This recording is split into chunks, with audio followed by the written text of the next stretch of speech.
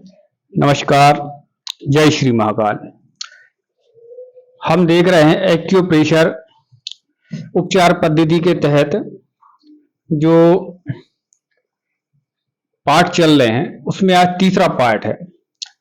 और कल कुछ वीडियो बड़ा ना हो जिस कारण से कुछ चीजें छूट गई थी, तो उसे समझाने हेतु बाकी आज हम दिखा रहे हैं और समझा रहे हैं आपके लिए। आचार्य श्री रजत प्रसाद पटेल साहब से अनुरोध करेंगे कि अपनी इस पद्धति को समझाने का प्रयास आगे करें।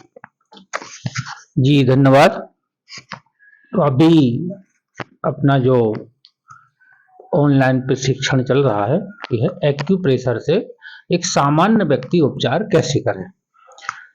तो जैसे कि मैंने पहले दिन ही बताया था, एक्यूप्रेशर में सबसे ज्यादा महत्वपूर्ण है ऊर्जा। ऊर्जा के बाद है ऊर्जा पथ, जिसमें ऊर्जा बहती है। उनको चाइना में मेरिडियन बोला गया है।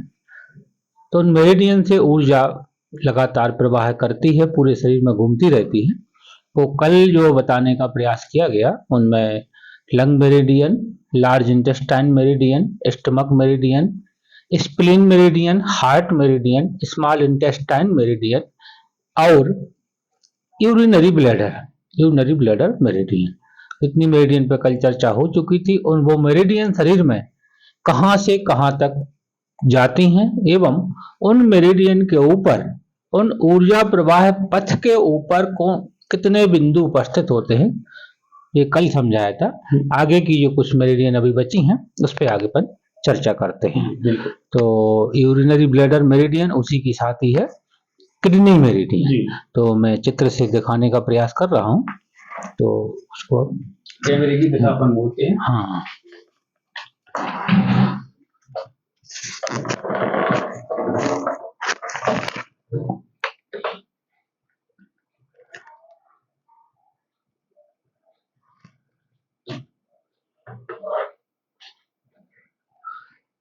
कल जो चर्चा हुई यूरिनरी ब्लैडर मेरिडियन, तत्पश्चात किडनी मेरिडियन। किडनी शरीर का एक महत्वपूर्ण भाग है जो हमारे शरीर में दो पाई जाती हैं, तो कमर की यहाँ पर पीछे रहती हैं, कमर के आजू बाजू में, उनको किडनी बोलते हैं। लेकिन किडनी की चर्चा नहीं यहाँ हो रही है। किडनी मेरिडियन, किडनी की एक ऊर्जा पथ है, ऊर्जा जहाँ से प्रवाह करती है उसको समझाने का प्रयास किया जा रहा है। तो किडनी की प्रथम मेरिडियन जो प्रारंभ होती है वह तलवे के नीचे से होती है, नीचे से। तो वहां एक नंबर 1 पॉइंट, उसके बाद यहाँ पर दूसरा पॉइंट, फिर तीसरा, फिर चौथा, पांचवा, छठवा, अर्थात पैर में जो पंजे की जो गांठ होती है, अंदर की गांठ की तरफ एक राउंड लगाती हुई मेरिडियन जिसके 3-4 पॉइंट्स यहाँ पर उपस्थित हैं, फिर ये ऊपर पैर के अंदर की तरफ से चलती है। 7 नंबर, 7 के बाद 8, 8 के बाद 9, 10, 10 के बाद 11, 12, जो कल स्टमक मेरिडियन पर चर्चा होती उसी के बाजू से ये किडनी मेरिडियन जाती है। 11, 12, 13, 14, 15, 16, 17, 18, 19, 20, 21 और ये चीजें सेंटर से बाजू की तरफ से चलती हुई गर्दन के नीचे यहाँ पर 27वां किडनी मेरिडियन का अंतिम पॉइंट्स होता है। किडनी के बाद आते हैं पेरिकार्डियम मेरिडियन। पेरिकार्डियम तो वैसे एक पर्त को बोला जाता है, लेकिन चाइना में पेरिकार्डियम को एक मेरिडियन का नाम दिया गया है जिसपे से ऊर्जा प्रवाह करती है। यह है मिडिल फिंगर या मध्यमा अंगुली की तर्जनी की तरफ से, यहां से सामने की तरफ से इसका समापन होता है, लेकिन ये प्रारंभ जो होती है वह निपल के बाजू से होती है। यहाँ पर पेरिकार्डियम 1, पेरिकार्डियम 2, पेरिकार्डियम 3, उसके बाद ये 4, 5, 6, 7, कलाई का जो सामने का मध्य का बिंदु है यहाँ पर पेरिकार्डियम 7, 7वां बिंदु है, यहाँ पर 8वां और ये 9वां। इसका संबंध मानसिक रोगों से बहुत ज्यादा होता है। ये अपन आने वाले समय में चर्चा करेंगे कि पेरिकार्डियम बिंदु से या मेरिडियन से मानसिक रोग कैसे उपचार किए जा सकते हैं। इसके बाद आती है ट्रिपल वार्मर। यह है जो हमारी अनामिका या इंडेक्स, हाँ, अनामिका या रिंग फिंगर है, इसमें छोटी उंगली की तरफ से यहाँ से ट्रिपल बार्बन मेरिडियन प्रारंभ होती है और इसका प्रथम बिंदु यहाँ पर 1 2 3, अब ये हाथ के पीछे से चलेगी 4 5 6 7 8 9 10 11 12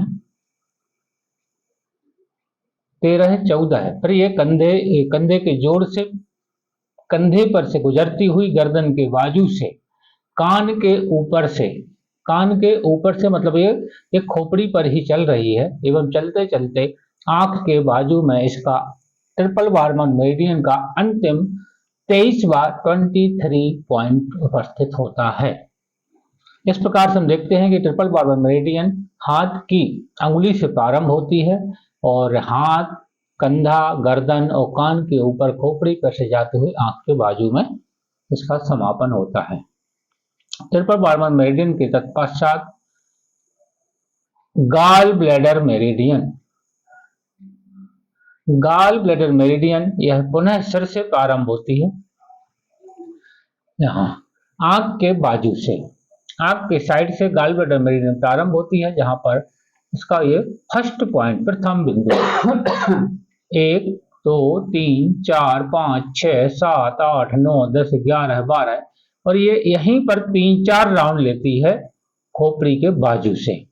तो ये इससे सिद्ध होता है कि 4-5 बार यहाँ से जब गाल ब्लैडर मेरिडियन घूमती है तो हमारे जो मस्तिष्क का या सिर का जो दायां और बायां जो साइड का भाग होता है, इससे गाल ब्लैडर मेरिडियन का बहुत महत्व बढ़ जाता है। इन सभी के रोगों में गाल ब्लैडर मेरिडियन के बिंदुओं की मदद से उपचार एक्यूप्रेशर, एक्यूपंक्चर में किया जाता है। अब ये नीचे आ रही है और कंधे के मध्य पर इसका 21.21वां बिंदु है और इस पॉइंट को क्रोध को बैलेंस करने के लिए बहुत उपयोग किया जाता है। इसके बाद ये सामने आती है, सामने चल के यहाँ पर 22 23 24 25 26 ये थोड़े पेट तक जाती, फिर आ जाती है और पैर के बाहर की तरफ से नीचे को बढ़ती है 29 30 31 32 33 34 35 36 और यहाँ से साइड से चलते चलते यह दूसरी अंगुली, पैर की छोटी अंगुली की तरफ से दूसरी अंगुली पर इसका अंतिम 44 अर्थात 44वां बिंदु होता है। इस प्रकार से गाल ब्लैडर मेरिडियन द्वितीय बड़ी मेरिडियन होती है। गाल ब्लैडर मेरिडियन के बाद आती है इसी का जो साथी है लीवर मेरिडियन। यह पैर में अंगूठे से प्रारंभ होती है। प्रथम, द्वितीय, तृतीय, चतुर्थ, पंच, षष्ठ, सप्तम, अष्टम अर्थात 1 2 3 4 5 अंदर से चलते 8 बार, 9 बार, 10 बार, 11 बार, 12 बार इसका जो बिंदु है उपचार बिंदु और यहां से चलते हुए 13 और 14 निपल के नीचे लीवर मेरिडियन का 14वां और अंतिम बिंदु होता है। लीवर मेरिडियन जैसे कि हमारे बायोलॉजिकल मेडिकल दृष्टि से लीवर का महत्व, वैसे ही महत्व इसका हमारे एक्यूप्रेशर में होता है। अभी ये जो दोनों साइड की मेरिडियन है दाएं बाएं पाई जाती हैं, लेकिन अब दो सेंट्रल मेरिडियन होती हैं। पहली मेरिडियन है कंसेप्शनल वेसल्स, इसको सीवी मेरिडियन बोलती है, जो बिल्कुल शरीर के नीचे से सेंटर में चलती हुई नीचे चिन अर्थात ठोड़ी पर समाप्त होती है। तो यहाँ पर इसका सबसे बिल्कुल नीचे 1 पॉइंट, फिर 2 3 4 5 6 7 8वां पॉइंट नाभि पर होता है। उसके बाद 9वां, 10वां, 11वां, 12वां, 13वां, 14वां, 15वां, 16, 17 दोनों निपल्स के बीच में होते हैं, जो कि यहाँ पर देखते हैं लंग्स के लिए, सांस के लिए और हार्ट के लिए बहुत महत्वपूर्ण बिंदु होता है। इसके बाद 18वां, 19वां, 20वां, 21वां, 22वां बिंदु, 22वें के बाद 23वें और ये नीचे के ओंठ के नीचे 24वां कंसेप्शनल मेरिडियन, जो कि फ्रंट मेरिडियन या सामने के भाग की मध्य की जो मेरिडियन होती है, ये कंसेप्शनल वेसल, उसका अंतिम बिंदु 24 ठोड़ी पर समाप्त होता है। इसके जस्ट इसका विपरीत यदि हम देखते हैं तो पीछे भी होती है, पीछे टेल बोन से प्रारंभ होती है। टेल बोन मतलब जो पुच्छ हड्डी बोला जाता है, यहां से ये प्रारंभ होती है। तो ये यहाँ पर 1 2 3 कमर पे आ गए, 4 5 6 7 अर्थात 7वां, 8वां, 9वां पीठ पे आ गए, 10 11 12 13 और ये 14वां 14वां जो पॉइंट है यहाँ पर, जहां पर पीठ और गर्दन जो मिलती है उसे 14वां अर्थात 14 पॉइंट होता है, जो काफी महत्वपूर्ण बिंदु है, और सिर के पीछे बिल्कुल सेंटर से चलती हुई सिर के ऊपर जाएगी और सिर की बिल्कुल सबसे टॉप पर GV20 पॉइंट होता है। इसको दूसरे एंगल से भी देख सकते हैं। यहाँ पर 20 बिल्कुल ये सिर के टॉप पर है, इसको बहुत महत्वपूर्ण पॉइंट होता है। ये एक्यूपंक्चर का मास्टर पॉइंट कहलाता है, प्रेसिडेंट पॉइंट भी इसको नाम दिया गया है। इसके बाद 21वां, 22वां, 23वां, 24वां, और फिर ये फ्रंट की तरफ आते हैं 22, 23, 24, और नाक के टिप के ऊपर 25, और ओंठों के बीच में 26, और यहीं पर 27वां। इस प्रकार से यह गवर्निंग वेसल मेरिडियन है। तो इस प्रकार से एक्यूप्रेशर एक्यूपंक्चर में सबसे पहले आपको मेरिडियन जानना अति आवश्यक होता है। तो मेरिडियन का जो मैंने पहले भी समझाया था कि ऊर्जा पाथ है, ये ऊर्जा पाथ, इस पे से ऊर्जा बहती है और उन ऊर्जा में छोटे छोटे स्टेशन है। जब ट्रेन जब चलती है तो छोटे छोटे से स्टेशन होते हैं, तो उसी प्रकार से ये ऊर्जा पाथ होते हैं। तो जैसे मैंने अंत में एक मेरिडियन समझाने का प्रयास किया, ये गवर्निंग वेसल, इसको अपन देख रहे होंगे कि स्पाइनल कार्ड रीढ़ की हड्डी पर नीचे से ऊपर को जा रही है, अर्थात यह मेरिडियन रीढ़ की हड्डी के संबंधित रोग निदान एवं रोगों के उपचार में बहुत महत्वपूर्ण भूमिका अदा करती है। द्वितीय, ये सिर्फ पीठ, रीढ़ की हड्डी पीठ गर्दन तक नहीं, ये सिर के ऊपर भी जाती है, अर्थात ये न्यूरो सिस्टम, जो मेडिकल भाषा में न्यूरोलॉजिकल जो प्रॉब्लम्स होती हैं, न्यूरो प्रॉब्लम्स होती हैं, तंत्रिका तंत्र संबंधी जो प्रॉब्लम होती हैं, उसमें गवर्निंग वेसल का बहुत महत्वपूर्ण